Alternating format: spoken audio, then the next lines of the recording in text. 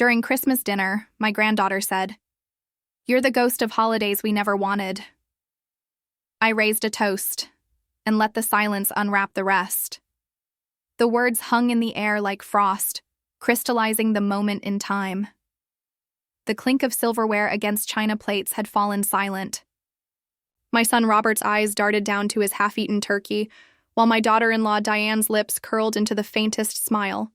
The younger grandchildren stared wide-eyed at 16-year-old Emma, who had delivered the blow with such casual cruelty. I, Margaret Wilson, 65 years old and matriarch of a family that no longer wanted me, simply raised my glass. My hand didn't tremble. I wouldn't give them that satisfaction. I took a small sip of the wine I had brought, an expensive Cabernet that Diane had frowned at earlier, muttering something about it not pairing well with turkey, and set my glass down gently. "Pass the cranberry sauce, please," I said, my voice steady. Robert cleared his throat. "Mom, I'm sure Emma didn't mean—" "It's fine." I cut him off, not unkindly. "The sauce, please." Emma rolled her eyes, tossing her long blonde hair, so like her mother's, over her shoulder. In that moment, I saw Diane's influence in every gesture, every dismissive glance. The bowl was passed. Dinner resumed, but something had shifted in the atmosphere of Diane's impeccably decorated dining room, with its Martha Stewart-inspired centerpiece and matching table settings that I had complimented earlier. Before we continue, comment where you're watching from and subscribe to the channel. We'd love to see how far our stories are reaching, only to receive a curt thanks in return. Later, as I stood in their guest bathroom, I finally allowed myself to look in the mirror. The face that stared back at me wasn't the wounded grandmother from a Hallmark movie, tearfully wondering where she had gone wrong. Instead, I saw clarity in my eyes for the first time in years. That single cruel sentence had crystallized what I'd been denying for so long. I wasn't welcome here. I was tolerated, at best. As I washed my hands, I recalled the years after Harold died. 15 years of slowly becoming invisible to my own family. 15 years of Diane orchestrating a subtle campaign to push me aside. 15 years of Robert, my only child, choosing the path of least resistance. I remembered showing up for Emma's dance recitals and baseball games for my younger grandson, Ethan. I remembered the teacher conferences I attended when both Robert and Diane were too busy with their real estate business. I remembered the chicken soup made from scratch when the kids were sick, the checks written to help with the down payment on their house, the free babysitting so they could go on romantic getaways. And what did I get in return? Forgotten birthdays. Invitations to family events that came at the last minute, if at all. Criticism of my clothes, my opinions, my very existence. And now, finally, the truth spoken aloud. I was the ghost at the feast. Unwanted, but not quite exorcised. I dried my hands on the monogrammed guest towel, making sure not to wrinkle it, as Diane had once scolded me for doing, and straightened my shoulders. I wouldn't cry. Not here, not now. When I returned to the dining room, dessert was being served. My homemade apple pie, which I'd spent hours preparing that morning, sat untouched at the far end of the table. Instead, Diane was cutting into a store-bought cheesecake. "Mom doesn't like cheesecake," Robert said, a rare moment of remembering my preferences. "Oh, I forgot," Diane replied, not looking up. "Well, there's your mom's pie, too," Emma snickered. "Grandma's pie looks weird anyway. The crust is all uneven." I took my seat silently. The pie was indeed rustic-looking. My arthritis made perfect crimping difficult these days, but I knew it would taste delicious. Harold had always said my apple pie could make angels weep. "Actually," I said, surprising myself with the steadiness in my voice, "I think I'll head home early. It's starting to snow, and you know how I hate driving in bad weather." "But you've barely touched your dessert," Robert protested, more out of obligation than desire for my company, I suspected. "I'll take a slice of my pie for later," I said, rising from the table. "Thank you for dinner. It was illuminating." Diane barely looked up as I gathered my coat and purse. Robert walked me to the door, an awkward silence between us. "Emma's going through a phase," he finally said. "Teenagers, you know?" I looked at my son, my beautiful boy who had once climbed into my lap with skinned knees and broken toys for me to fix. When had he become this stranger who couldn't meet my eyes? "It's not just Emma," I said quietly, "but we don't need to discuss it now. Merry Christmas, Robert." He looked relieved to be spared a confrontation. "Merry Christmas, Mom. Drive safe." As I walked to my car, the snow falling gently around me, I felt something shift inside. The hurt was still there, a physical ache beneath my ribs, but alongside it was something new, something that felt surprisingly like freedom. I had spent 15 years trying to be the perfect mother and grandmother, contorting myself to fit into smaller and smaller spaces in their lives. And for what? To be called a ghost? As I started my car, I caught a glimpse of the house in my rearview mirror. Through the window, I could see them all at the table, already laughing about something, the moment forgotten. They hadn't even watched to make sure I got to my car safely in the snow. That night, in my quiet house that Robert and Diane often hinted was too big for just one person, with undisguised interest in its potential sale value, I didn't cry, as I expected to. Instead, I poured myself another glass of that expensive Cabernet and stood at my living room window, watching the snow transform the world outside. To new beginnings, I whispered, raising my glass in a second toast that day. This, one just for me. I didn't yet know what form those new beginnings would take. But as I stood there in the quiet darkness, one thing became crystal clear. I was done being a ghost. It was time to remind myself, and them, that I was still very much alive. The morning after Christmas dawned clear and cold. I sat at my kitchen table, a cup of coffee warming my hands, and watched as the neighborhood children played in the fresh snow. Once, those would have been my grandchildren building snowmen in my front yard. Now they only came when their parents needed something. My phone hadn't rung. No text from Robert asking if I'd made it home safely. No apology about Emma's behavior. Nothing. I opened my worn leather-bound planner. I still preferred paper to digital calendars, and flipped through the previous months. What I saw laid out before me was a pattern I had been too blind to recognize. Pages filled with one-sided generosity. April. Loaned Robert $5,000 for business expansion. Still unpaid. June. Watched children for 2 weeks while R&D went to Cancun. August. Helped with down payment for Emma's car. $3,000. October. Hosted family for Thanksgiving because their kitchen was being remodeled with my money. But what had they done for me? I struggled to remember the last time they had invited me to dinner when they didn't need a babysitter afterward. When was the last time Robert had called just to check in? When had Diane ever expressed genuine gratitude? The truth I had been avoiding for years was now inescapable. I had become an ATM with a pulse.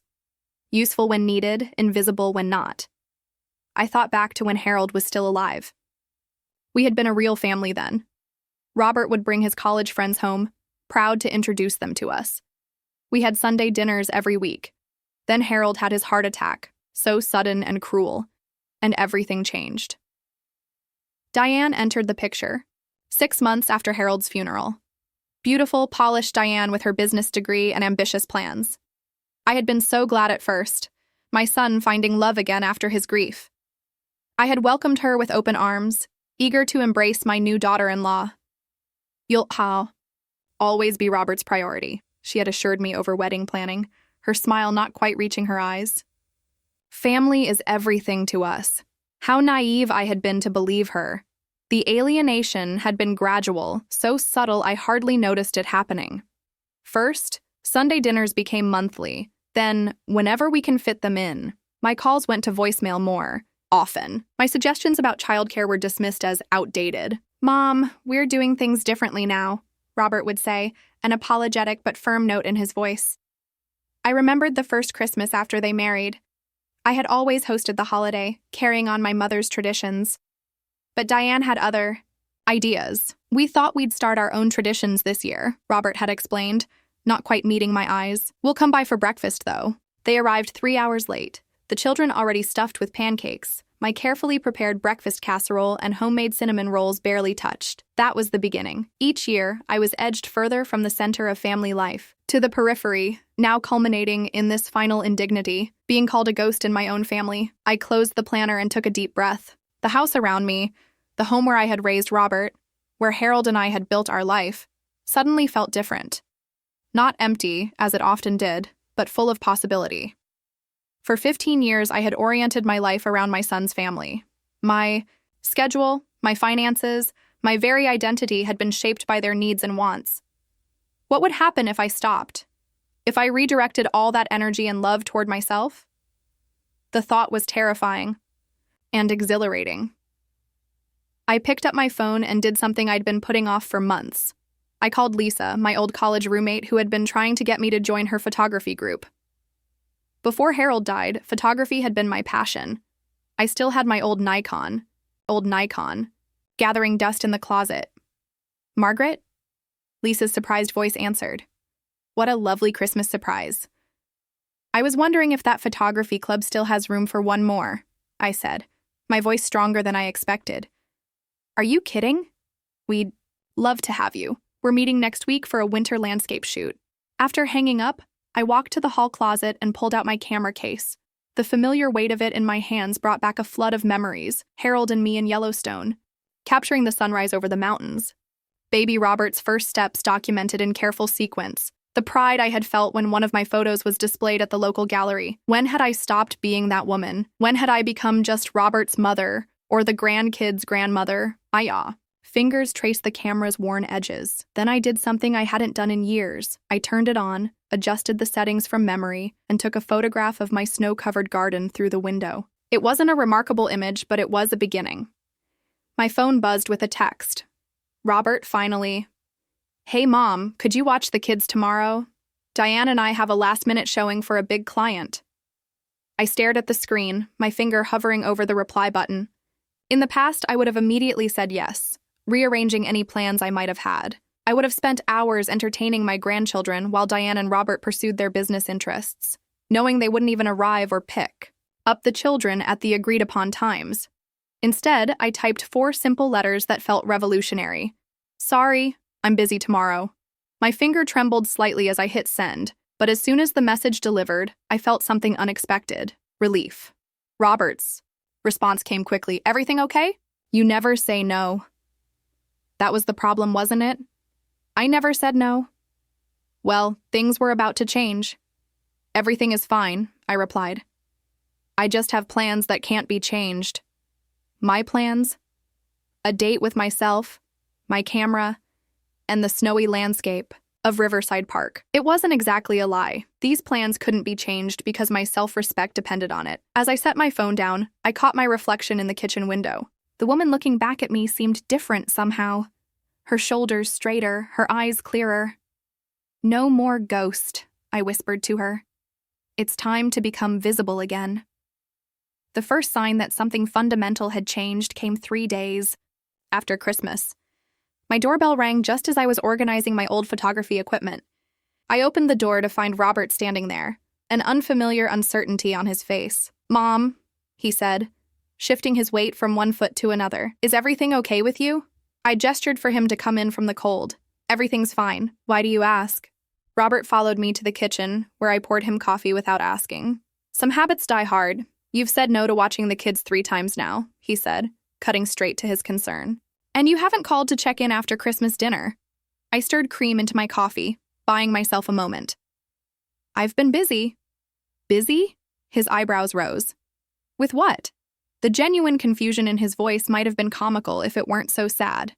The idea that I might have a life outside of their needs had clearly never occurred to him. "I've rejoined my photography group," I said. "We're working on a winter project." "Photography?" He looked around the kitchen as if seeing the hints for the first time. My camera on the counter, prints drying on the dining table. "I didn't know you were still into that." "There's a lot you don't know about me anymore, Robert." He had the grace to look embarrassed. Then, predictably, he circled back to his needs. "About the kids. Diane and I have that big open house this weekend. We really need someone to watch them." "Have you tried a babysitter?" I kept my voice neutral. "You." "No, Diane doesn't trust strangers with the kids. I'm sure she can find someone suitable. I have plans this weekend." Robert's expression shifted from confusion to something harder. "Is this about what Emma said? She's a teenager, Mom. You can't take it personally." "This isn't about Emma," I lied, then corrected myself. "Well, not entirely. This is about me, finally recognizing my own worth." What's that supposed to mean? I looked at my son, really looked at him. When had this entitled man replaced my thoughtful boy? When had he started seeing me as a resource rather than a person? It means I've spent 15 years putting everyone else's needs before my own. It's time for me to find some balance. Robert's expression darkened. "So, you're punishing us because you feel underappreciated? That's pretty childish, Mom." His words Stung, but I refused to show it. Is that how you see it? That setting healthy boundaries is punishment? Boundaries? He scoffed. Where is this coming from? Have you been reading self-help books or something? I felt a flash of anger but kept my voice steady. I've been reflecting on our relationship. Do you realize you haven't asked me about my life in years? That you only call when you need something? That's not true, he protested, but his eyes slid away from mine. When was the last time you invited me to dinner without expecting me to? Babysit afterward? When was the last time you called just to chat? Robert's silence was answer enough. And about money, I continued, feeling braver. You still haven't repaid the $5,000 I loaned you in April. His cheeks reddened. Business has been tight. You know that. Yet you and Diane took a vacation to Cancun. You bought Emma a car. Those were necessary expenses, he said defensively. Family priorities. And I'm not family? The words hung between us, heavier than I intended. Robert sighed dramatically. Of course you are. I don't know why you're being like this. I shook my head, suddenly tired. Go home, Robert. Call a babysitter for the weekend. After he left, I sat at my kitchen table, trembling slightly. Standing up to him had been harder than I expected, but also freeing. My phone buzzed with a text from Diane. Robert told me you're being difficult. I don't know what your problem is, but the kids will be disappointed you don't want to see them. Classic manipulation. I turned off my phone without responding. The next morning, I drove to the bank and made an appointment with a financial advisor. The stern-faced woman across the desk listened carefully as I explained my situation. So, you've been providing significant financial support to your son's family? She clarified, typing notes. Yes, and I'm concerned about protecting my assets going forward. She nodded. Let's go through your recent financial assistance to them, and then we can discuss options. As I listed the loans, never repaid, the direct gifts, the home repairs I'd funded, the vacations I'd subsidized, and the educational expenses I'd covered, the total shocked even me. Over $50,000 in the past 3 years alone. Mrs. Wilson, the advisor said gently, based on what you've told me, you need to make some changes if you want to maintain your financial independence through retirement. She helped me create a new financial plan that included a strict limit on family loans and proper documentation for any money I did provide. She also suggested updating my will with a trust that would protect my assets from being mismanaged. Your house alone is worth close to $400,000 in today's market, she pointed out. You need to think carefully about its disposition. I left the bank feeling both empowered and unsettled. I had never considered that my generosity might be jeopardizing my own security. Had Robert and Diane? Did they ever think about what would happen to me if I gave away all my resources? The answer came sooner than expected. That evening, my sister-in-law Charlotte called. Margaret, what's this I hear about you refusing to help with the grandkids? Charlotte had always been close to Robert, more his aunt than mine. Hello to you too, Charlotte, I said dryly. Robert says you're suddenly too busy for family. That doesn't sound like you. I've decided to pursue some personal interests, I explained. And yes, that means I'm not always available for babysitting. Personal interests? She sounded skeptical. At your age? I bit back a sharp response.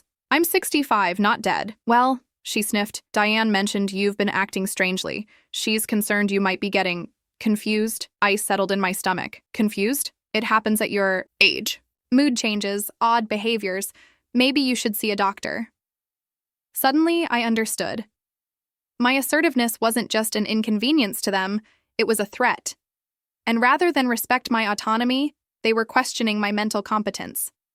I'm perfectly fine, I said, my voice steel. And Charlotte, please don't call again unless you want to have a real conversation. I hung up, heart racing. They were closing ranks against me, trying to pathologize my newfound independence. Well, they had underestimated me. Margaret Wilson wasn't going down without a fight. 2 weeks passed with no word from Robert or Diane.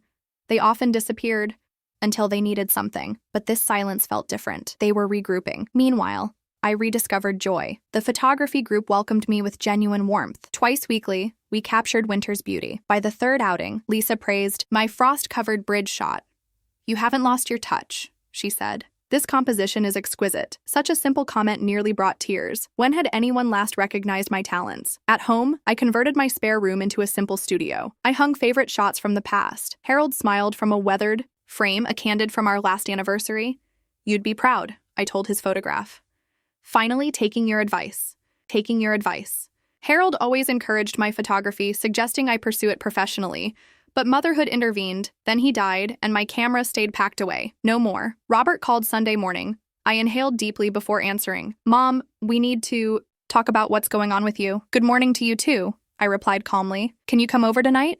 The kids miss you. Such transparent manipulation.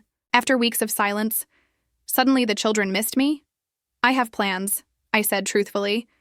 What plans? No one knows what you're actually doing. I don't need to account for my time, Robert. See? You're acting completely out of character. Diane thinks... I don't care what Diane thinks, I interrupted, surprising us both. Silence. Then, Mom, living alone at your age isn't good for your mental health. There it was, suggesting I couldn't manage alone. I'm perfectly healthy, as my doctor confirmed last week. That's not what I mean, he backpedaled. After Dad died, you've been alone too long. It's making you different. Different how? More... independent? Less willing to be taken advantage of? Taken advantage, he sputtered. Is that what you think we've been doing? When was the last time you called without needing something? Silence again. We're family, he finally said. Family helps each other. It should go both ways. After more circular arguments, his parting shot, fine. But don't expect us to drop everything when you realize how empty your life is without us. Empty? I gazed at my photography books, my calendar filled with gallery visits and coffee dates with new friends. My life felt fuller than in years. The following week, Emma called, voice syrupy sweet. Grandma, I've been thinking about Christmas. I was really mean. My heart softened slightly. Thank you, Emma. So anyway, she continued without pause, could you help buy a new laptop? It's $200, but Mom and Dad will only pay half? Not a genuine apology, just another financial request. I'm sorry, but I can't make large purchases right now. What? But you always help. Her sweetness vanished. Things change. Maybe try a part-time job. I had one at your age. She hung up. Minutes later, Diane called. How dare you suggest Emma get a job? She's focusing on academics. I simply suggested, you've become incredibly selfish. After everything we've done for you, I nearly choked. What exactly have you done for me? We include you in family events. We let you be part of the children's lives. Without us, you'd be completely alone. Let you. The wording was telling. Is my relationship with my grandchildren something you control? Don't twist my words, she snapped. We've always made an effort to include you, and this is how you repay us? By refusing help when needed? I've helped enough. It's time for balance in our relationship. Balance? She laughed coldly. What about everything we've done for you? Name one thing you've done that didn't serve your own interests. Her silence was damning. That's what I thought, I said. Goodbye. That night, I emailed my attorney requesting changes to my will. The house Robert and Diane coveted would no longer go directly to them. I outlined a different plan, honoring what mattered to me, not their expectations. As winter melted to spring, my quiet revolution continued. I declined money requests and unnecessary babysitting. I documented every financial transaction. I sold 2 prints at a local exhibition. Their control attempts grew desperate. Robert questioned my sudden spending on equipment. Diane spread rumors about my concerning behavior. Ethan called, clearly coached, worried about me, living alone with no one if you fall. But my resolve strengthened. I was reclaiming my life piece by quiet piece. Not being selfish, just treating myself with the same consideration I'd shown others. I was done being the family ghost. I was becoming solid again, visible, real. Spring arrived with surprising force, as if nature itself mirrored my transformation. The cherry tree outside my kitchen window exploded with pink blossoms overnight. I stood there one April morning, coffee in hand, watching petals swirl like confetti. It's quite a show this year, remarked Ben, my next-door neighbor, leaning over the fence. Your garden's coming along beautifully. I smiled, surprised by the compliment. I had been spending more time outdoors, reclaiming the garden that had once been my pride before Harold died. Thank you. It's a work in progress. The best things usually are, he said, eyes crinkling. Say, the community center is looking for someone to teach a photography class. Thought of you immediately. I blinked. Me? Teaching? Why not? Lisa showed me your work at the exhibition. You've got talent, Margaret, and patience. Kids need that. The idea settled over me like a warm shawl. Before I could respond, my phone buzzed with a text from Robert. Mom, need to talk about your finances. Concerned about your spending. Dinner. Tonight, I showed Ben the message with a wry smile. My son, the financial advisor who never repays loans. Ben chuckled. You going? No, I said, surprised by how easily the refusal came now. I'm busy tonight. Planning a photography class, apparently.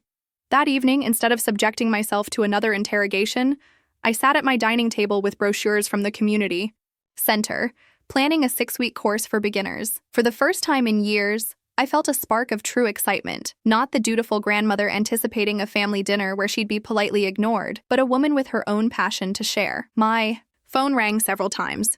Robert, then Diane, then Charlotte. I let them all go to voicemail, focusing instead on what I wanted to create. The next morning, I stopped by the community center to discuss the class. Barbara, the program coordinator, greeted me warmly. We'd love to have you teach, Margaret. Your exhibition pieces were extraordinary. Thank you, I said, trying not to show my surprise at being recognized. I'm not sure anyone would sign up, though, she laughed. We already have 6 people interested, and we haven't even announced it yet. As I filled out the paperwork, my phone buzzed again. Robert, missed you at dinner. Need to talk ASAP about your financial decisions. I silenced it. Barbara noticed. Family can be persistent, she observed with a knowing smile. They think they need to manage me, I admitted. Ah, the great role. Reversal, she nodded. My kids started that when I turned 60. Suddenly I couldn't cross the street without supervision. We shared a laugh of recognition. 2 women familiar with being underestimated. How did you handle it? I asked. Set boundaries. Made it clear I wasn't going anywhere. Eventually they adjusted. She stamped my forms with finality. Or they didn't, and I adjusted my expectations of them. Either way, I found peace. Peace. What a concept. When I returned home, Robert's car was in my driveway. I sighed, bracing myself as I walked inside to find him sitting at my kitchen table, Diane beside him, both wearing identical expressions of concern. Mom, Robert began immediately, we've been trying to reach you. I was out, I said simply. Good morning to you both. Out where? Diane asked, her tone suggesting I'd been caught in some mischief. The community center. I'm teaching a photography class. Their exchanged glance spoke volumes. Mom, Robert tried again, we're worried about your recent behavior. My behavior? I kept my voice even. You mean making decisions about my own life? Your sudden spending, he clarified. The camera equipment, gallery memberships, and now Charlotte says you're changing your will? So that was it.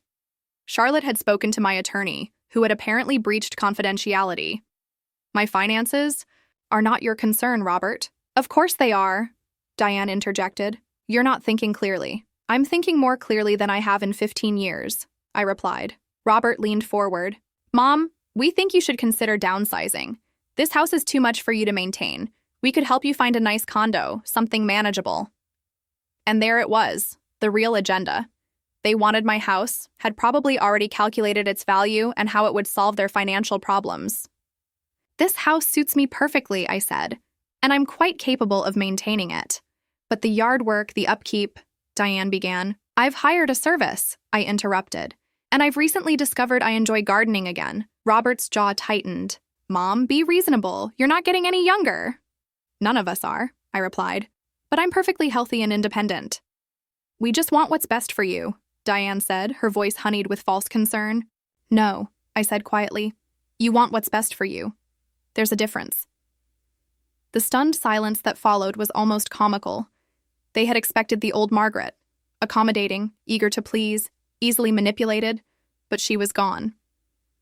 I'd like you to leave now, I said firmly. I have lesson plans to prepare. After they departed, I sat in my garden, watching butterflies dance among my flowers. My phone buzzed with a text from Emma. Grandma, heard you're acting weird. You okay? I smiled at the transparent attempt. I'm wonderful, Emma. How's the job? Hunt? No response, as expected. Later that week, I received an invitation to Emma's graduation. I was surprised until I noticed the card included a mention of a graduation gift tradition, and how Emma's friends were all receiving cars or trips. RSVP'd that I would attend, but made no mention of gifts. Instead, I enrolled in a weekend photography workshop in the mountains, my first solo trip in years. The freedom of driving alone, choosing stops based solely on my interest, and spending hours with my camera at dawn was intoxicating. By the time I returned, my answering machine was full of messages about my unexpected trip and erratic behavior. I deleted them all and downloaded my photos. Among them was a self-portrait I'd taken reflected in a mountain lake at sunrise. In it, I looked serene, strong, and utterly myself. I framed it and hung it in my living room, a reminder of who I was becoming. The photography class was scheduled to begin in May. I prepared meticulously, creating handouts and example prints. On the first day, I arrived early, nervous but excited.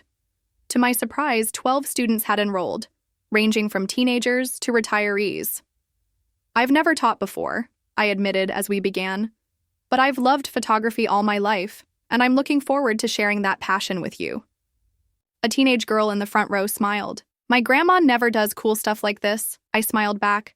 Maybe she just hasn't found her passion yet. After class, Barbara handed me an envelope. Your first paycheck as an instructor. Not much, but it's something. I stared at the check, modest as it was. My first earned income in decades. It felt significant, symbolic, proof that I still had value beyond what my family assigned me. That evening, Robert called again. Mom, Emma's graduation is coming up. She's expecting something substantial. I'll be there with a gift, I said. She's hoping for help with a car, he pressed. I've already chosen my gift, I replied, thinking of the photo album I was creating. For her, filled with family history and a savings bond for college. Substantial, but not extravagant. Mom, after all we've done... Goodbye, Robert, I said, and hung up. I walked outside to my garden, now vibrant with spring blooms. The metaphor wasn't lost on me. Like these flowers, I too was experiencing a late-life blooming. And it was glorious. 1 year had passed since that fateful Christmas dinner when Emma's words had cracked open my world. As December approached again, I found myself in a reflective mood. My photography class had just completed its third successful session. My garden had bloomed and faded with the seasons, and I had grown more comfortable in my own skin than I'd been in decades. I decided it was time for a final reckoning. I sent formal invitations to Robert, Diane, Emma, and Ethan, requesting their presence for Christmas dinner at my home. I specified no gifts, their presence was all I required. The responses came quickly, all affirmative, though I suspected their motives. Robert likely hoped I'd finally come to my senses. Diane probably thought this was my way of making amends. Emma, now in her first semester of college, was probably expecting the car she never received for graduation. They couldn't have been more wrong. The day before Christmas, Lisa helped me prepare. Are you sure about this, Margaret? You don't owe them anything. I know, I said, arranging flowers on the dining table. But I owe myself closure. Well, I'll be on standby, she said, squeezing my shoulder. One text and I'll show up with an emergency. I laughed. I won't need rescuing this time. That evening, I laid out my outfit for the next day. Not the usual festive sweater and slacks I wore to family gatherings, but an elegant burgundy dress I'd purchased for my photography exhibition. I also set 4 wrapped packages on my dresser, each carefully prepared. Christmas Day arrived with a light dusting of snow, perfect for the occasion. I spent the morning cooking, not the elaborate meal Diane might have expected, but simple comfort, foods Harold and I had enjoyed. I set the table with my best china, polished the silver, and arranged fresh flowers. This was my house, my celebration, my terms. At precisely 4 o'clock, the doorbell rang. They had arrived together, Robert's practical sedan parked behind Diane's luxury SUV. I opened the door with a genuine smile. Merry Christmas, I said, accepting their awkward hugs. They entered, eyes darting around as if searching for signs of deterioration, evidence to support their narrative of my decline. Instead, they found a home more vibrant than before. Walls, adorned with my photographs and mementos from my travels. The house looks different, Diane remarked, her tone carefully neutral. I've been redecorating, I said. Please make yourselves comfortable. Emma's eyes locked on a large framed photograph in the living room, a group shot of my photography class students at our end-of-session exhibition. Is that you teaching? Yes, I said. My third class just finished. That's not cool, I guess, she said, clearly surprised. We settled in the living room, the conversation stilted at first. I served appetizers and wine, noticing how they relaxed slightly with each sip. Robert began his usual subtle interrogation. How are you managing, Mom? The house still not too much? I'm managing beautifully, I replied. The garden kept me busy, all summer. We've been worried, Diane interjected. You've been so independent lately. I smiled. Yes, I have. As dinner progressed, the tension eased somewhat. Ethan, now 14, actually seemed impressed by my stories of the photography workshop. Emma reluctantly admitted my cranberry sauce was better than the canned version Diane served. Robert complimented the meal, though his eyes still held that calculating look. After dessert, I invited them to the living room for coffee. The moment had arrived. I have something for each of you, I said, retrieving the packages I'd prepared. Mom, you said no gifts, Robert protested, though I detected eagerness in his voice. These aren't ordinary gifts, I explained, handing each person their envelope. They opened them simultaneously. Inside each was a leather-bound album and a letter. Confusion crossed their faces. What's this? Emma asked, flipping through photographs of herself as a child, me beside her, teaching her to bake cookies, read books, plant flowers. A record, I said simply. Emma, yours contains every moment I spent with you, every dollar I contributed to your upbringing, every sacrifice I made. The letter explains what those moments meant to me. Robert opened his album, finding documentation of the loans never repaid, the childcare provided, the emotional support given. His face flushed. Mom, why are you doing this? Because it's time for truth, I said calmly. For 15 years, I've been the family ghost. Present but unseen, useful but unappreciated. When Emma spoke those words last Christmas, she merely articulated what you all felt. The room fell silent. Diane shifted uncomfortably. I'm not showing you these to make you feel guilty, though you should. I'm showing you because I want you to understand what happens next. I took a deep breath. I've rewritten my will. This house, which you've been eyeing for years, will not be yours, Robert. Instead, it will become a trust to fund photography programs for seniors and at-risk youth. My savings will primarily go to the same cause, with modest gifts to each grandchild. For education, not cars, not vacations, but actual learning. Robert's face darkened. You can't be serious. I've never been more serious, I replied. But there's more. I'm offering you a choice. I placed a small box on the coffee table. Inside this box is a key. It unlocks the door to a relationship. With me, a real one, based on mutual respect. If you want it, you'll need to earn it. No more financial demands. No more treating me like a convenient resource. No more questioning my competence or sanity when I assert independence. And if we don't? Diane asked, her voice tight. Then you leave here today with the knowledge that you had a chance to be part of my life and chose not to take it. I'll be fine either way. Robert stood abruptly. This is emotional blackmail. I shook my head. No, it's a boundary, something I should have established long ago. Emma, surprisingly, was the first to speak again. I said something really terrible last Christmas, didn't I? I nodded. Yes, you did.